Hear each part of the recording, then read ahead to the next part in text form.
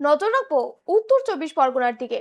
উত্তর চব্বিশ পরগনার হিঙ্গলগঞ্জের দুলদুলি গ্রাম পঞ্চায়েতের ছোট সাহেবখালী এলাকায় 165 ও 154 নম্বর বুথে জল নিকাশি ব্যবস্থা নিয়ে দীর্ঘদিনের সমস্যা গড়ালো এবার বচসায়। অভিযোগ, 165 নম্বর বুথের জল একটি পাইপের মাধ্যমে 154 নম্বর বুথের সুইচ গেট দিয়ে সরানো হতো, কিন্তু ভারী বৃষ্টিতে 154 নম্বর বুথ জলমগ্ন হয়ে পড়ায় সেখানকার বাসিন্দারা ওই পাইপ দিয়ে জল সরাতে আপত্তি জানান। এরপরই দুই পক্ষের মধ্যে বচসা শুরু হয় এবং বন্ধ করে দেওয়া হয় নিকাশি পাইপ।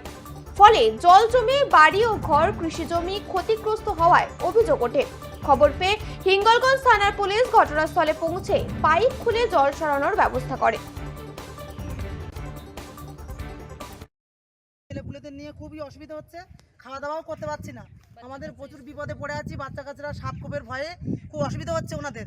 তো আপনারা কৃপা করে একটু সাহায্য করুন আর আমাদের দিকে একটু দেখুন। এখন হচ্ছে না, আমাদের পাতা সব মরে যাচ্ছে। আমাদের এত বড় এরিয়ায় আমরা জল দিতে দেবো না। ওদের একটা বিল করার কথা ছিল, বিল করলে কেন? এটা বুথটা কত নাম্বার? 162 নম্বর বুথ। এদের একটা কালবেট এসেছিল, সেই কালবেটের